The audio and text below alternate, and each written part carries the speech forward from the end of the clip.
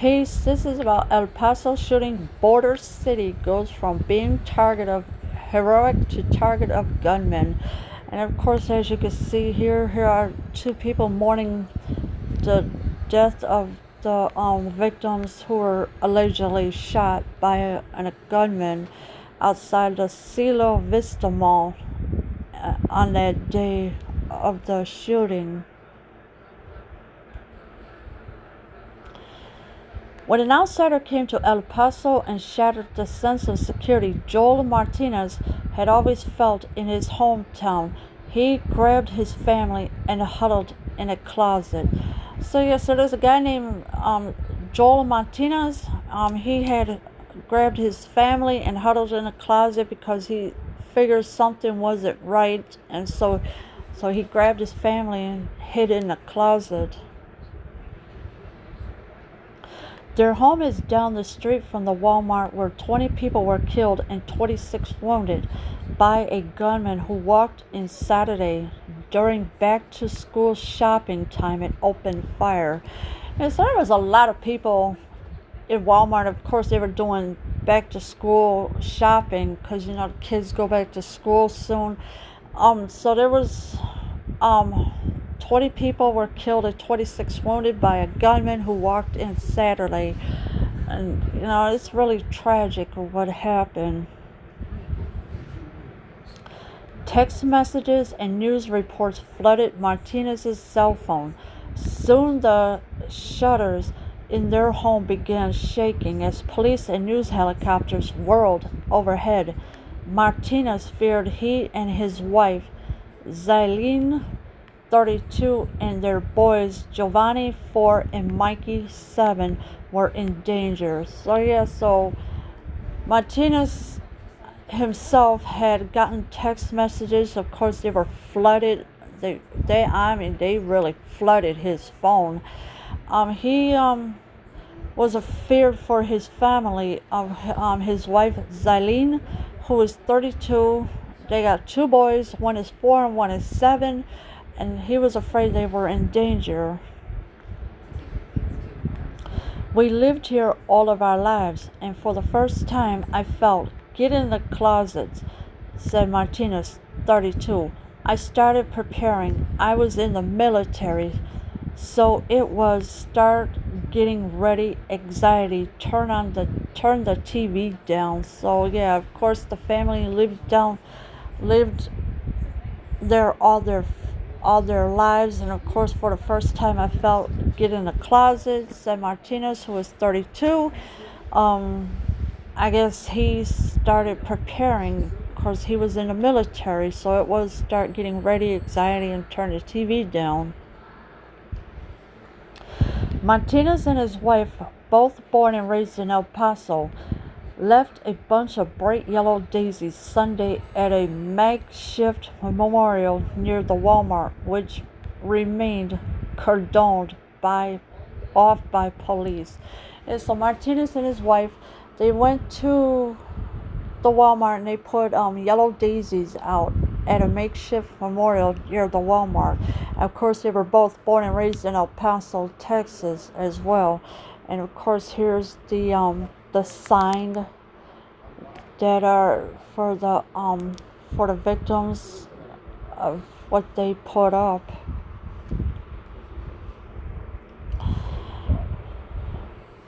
On Sunday, law enforcement officials continued the grim task of identifying victims.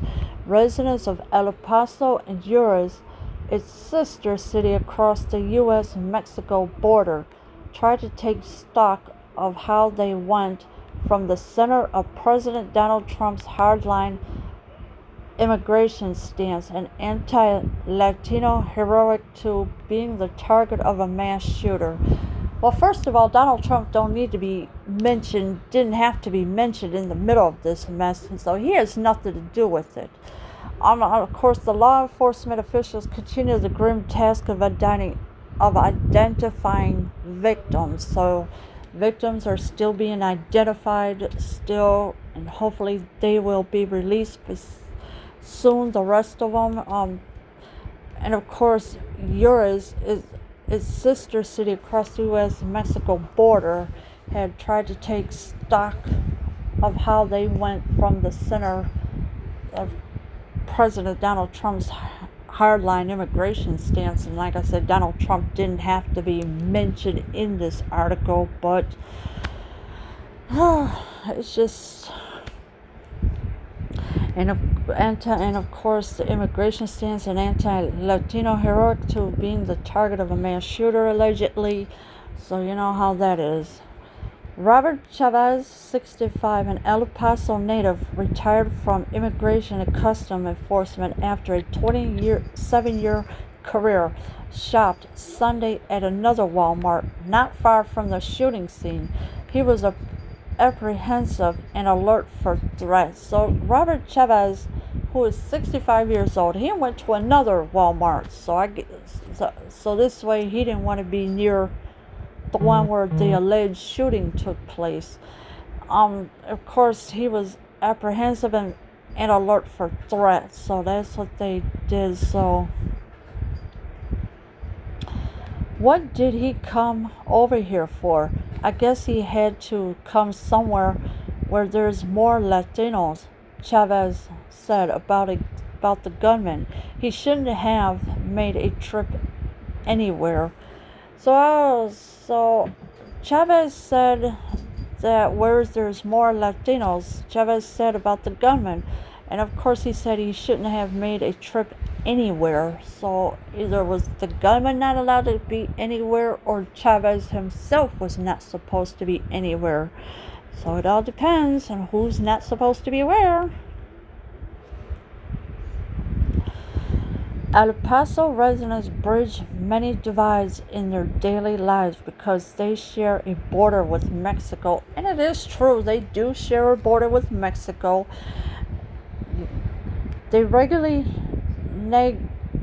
navigate differences in citizenship and government through commonalities in language, culture, and history, but were left groping to understand how division within their own country brought horror to their city. So they had to navigate differences in citizenship, and of course government through commodities in language. So each language is different, of course, and of course the life left groping to understand how division within their own country brought horror to their city. There was like a lot of shooting happening because it was on the news and on Facebook. Gia Nunez, 7, blurted out while she and her father loaded groceries into a cart at another Walmart. So Gia, who was 7 years old, her and her father had shopped at another Walmart, of course. She said that it was on the news and on Facebook, and I know Facebook is not going to allow any mass shootings on their platforms because they don't want to see it on their platforms, so they're just getting rid of it. They're just taking them down. Whoever is keep posting it on Facebook, they're just going to take it down and say goodbye. And of course YouTube also is getting rid of mass shooting videos as well, but they never said we couldn't read, but they never said that nobody can't read anything. So her father, Adrian Nunez, 40, always goes to the Walmart where the shooting occurred, and when she saw what happened on the news, she called to check on him. She said Adrian, who works the graveyard shift, had worked overtime, feeling tired. He decided to put off the grocery shopping trip he was going to make the morning of the shooting. So yeah, Father Adrian Nunez, he's 40 years old. Of course, the daughter is 7 years old. He always goes to that Walmart where the shooting occurred, but not this time. So, of course, She saw what happened on the news. She called to check on him, and of course she said Adrian, who works the graveyard shift, had worked overtime, so he really had done some overtime work. He decided to put off the grocery shopping trip he was going to make the morning of the shooting, so him and his wife and daughter, they didn't go to the Walmart, of course, where the shooting occurred, because so they had put off the shopping trip. I had a feeling something like this was going to happen eventually, Nunez said. Ever since all the mass shootings have occurred and nothing has been done, I just said something would happen here. I was just hoping it wouldn't be a school. Well, so far it wasn't a school, allegedly. And of course, Nunez says that, I don't know, Nunez is a woman or a man, I don't know, but whoever he or she said that they had a feeling about it, and of course, like something like this was going to happen eventually. And of course, all the mass shootings allegedly have occurred and nothing has been done. So, I mean, Nunez said he believes Trump is conveying messages of hate and division, and that combined with anti-Latino rhetoric and a lack of stricter gun control laws is creating a lethal mix. Excuse me, but that's a lie right there. Donald Trump has nothing to do with this. So that's a lie right there. And of course, Nunez says he believes Trump is conveying messages of hate and division. Not true. Donald Trump has nothing to do with this, so they need to leave him out of it. And of course, that combined with the anti-Latino rhetoric and a lack of stricter gun control laws is creating a lethal mix. How is Donald Trump conveying messages of hate and division? That's a lie right there. That's not true at all. El Paso, with its shopping center and its largely Mexican and Mexican-American patrons, were a clear and cut target for the shooter and maybe a product of Trump's rivalry with Beto O'Rourke, said Nunez, referring to the city's former congressman who is now a Democratic candidate for president.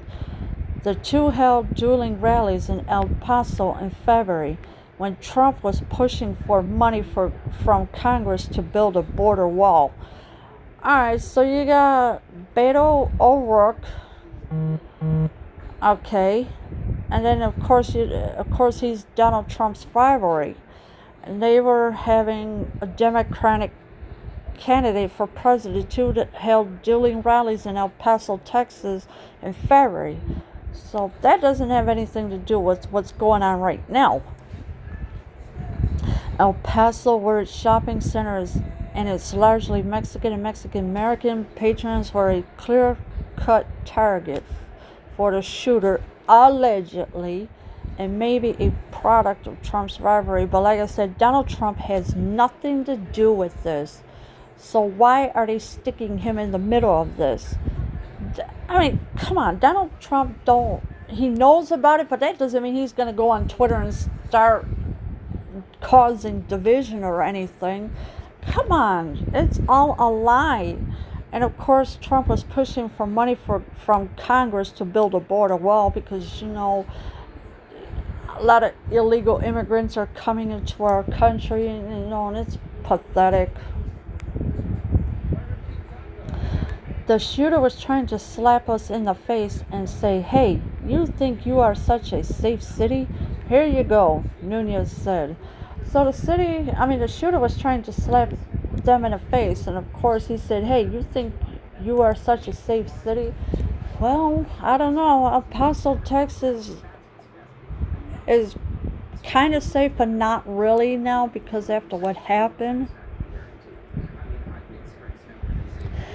Before prosecutors said they would treat the deadly shooting as an act of domestic terrorism, the Congressional Hispanic Caucus already had deemed it one based on an anti-Latino, anti-immigrant screed, believed to have been posted by the suspect in the shooting, who is in custody.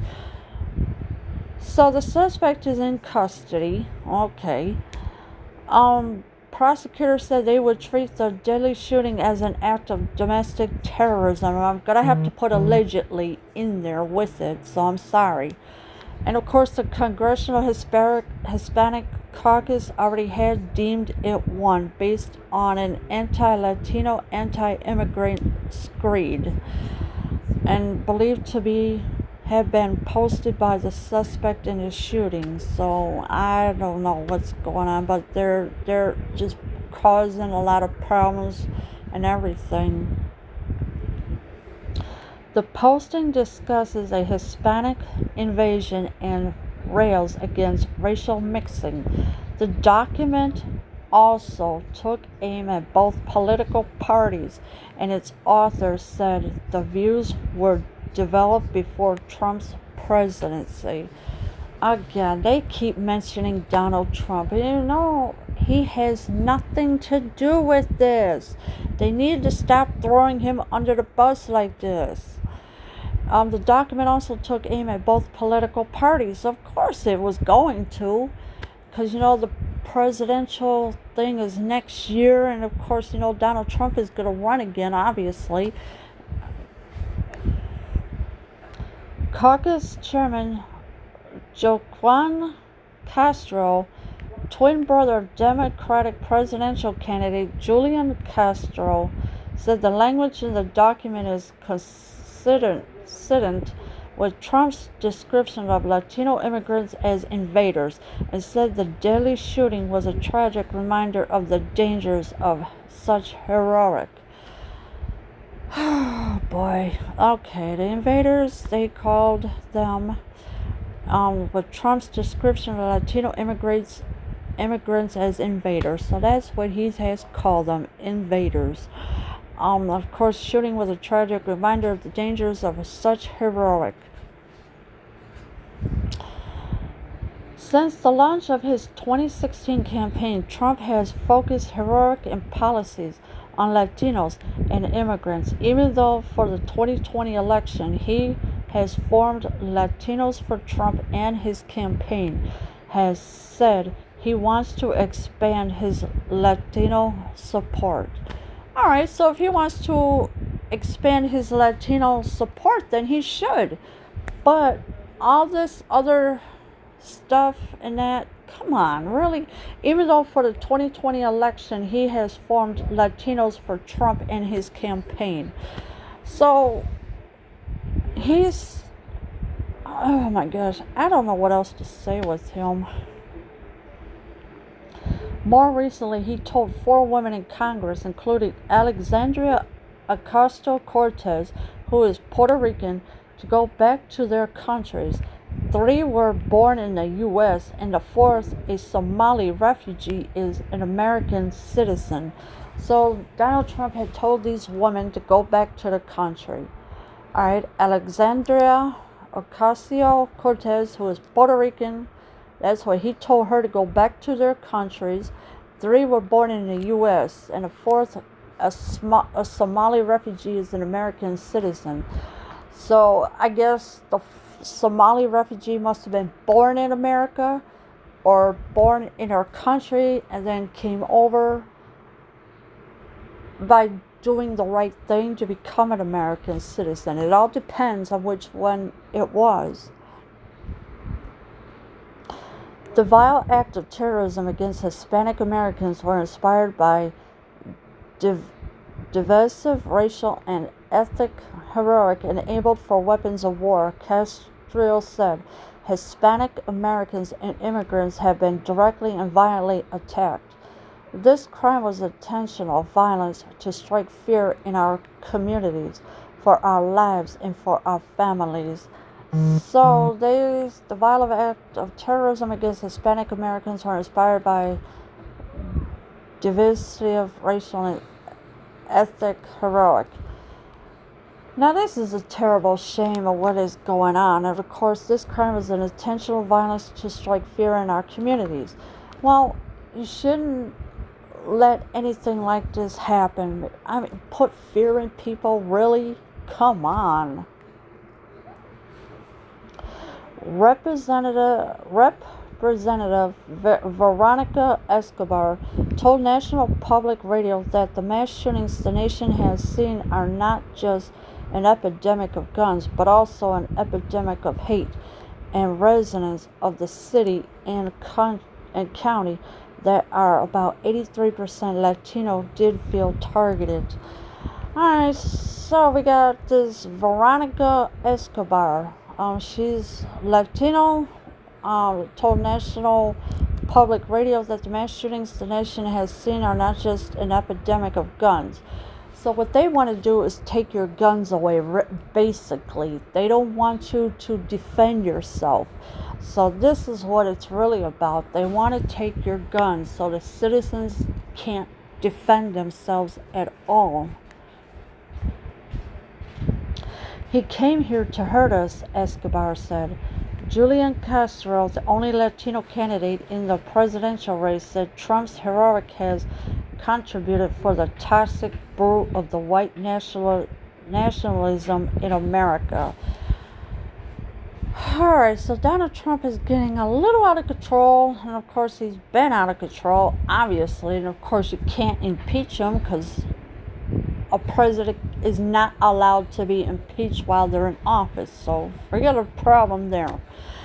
Toxic brew of the white nationalism in America. This is what Julian Castro is saying.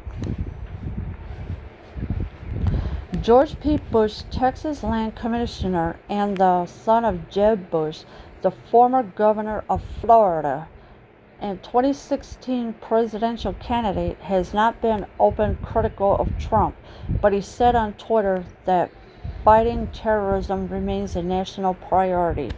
So you got George P. Bush. Okay, we know the Bushes are a bunch of crooked thieves and everything else. And of course he is the son of Jeb Bush, the former governor of Florida. The presidential candidate has not been openly critical for Trump. Of course, nobody has spoke up against Trump because the Democrats are fearing for their lives, I guess, allegedly. And that should include standing firm against white terrorism here in the U.S., said Bush, who noted he served in Afghanistan as a naval officer. So he served as a naval officer in Afghanistan. Not sure how many years he has served in Afghanistan because they're not going to say. He said that should include standing firm against white terrorism here in the U.S. So why are we targeted? Why is race being played in this mess? Seriously, there should be no reason for any race at all. None whatsoever. Outside the police line at Walmart on Sunday, Gabriel Gonzalez, 21, handed out bottles of cold water and soda from an ice chest in the bed of a Ford pickup truck. He had the Mexico and United States flags on each side of the truck's rear. So you got Gabriel Gonzalez, who is 21 years old.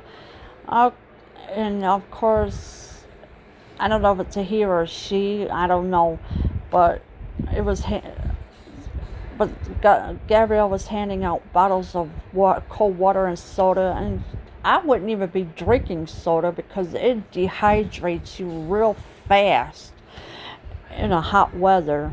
And of course, so Gabriel Gonzalez is a man. Okay, I'm sorry. I had to correct myself. He had the Mexico and United States flags on each side of the truck's rear, so yeah, that's what he did. For all those people who think like him, there's not much you can do, Gonzalez said, referring to the suspect in the shooting. We're here. My family's here. There's a bunch of Hispanics that are going to stay here. Might as well get used to it. Yeah, so that's what Gonzalez has said. And he's saying that we're here, my family's here, and of course they're going to stay there and might as well get used to it. So, people, you need to get used to it. If their families are going to stay there, instead of driving them out, that's what they're going to do. Because there's no way that Gonzalez and his family are going to go anywhere. Leave your comments below. I am out.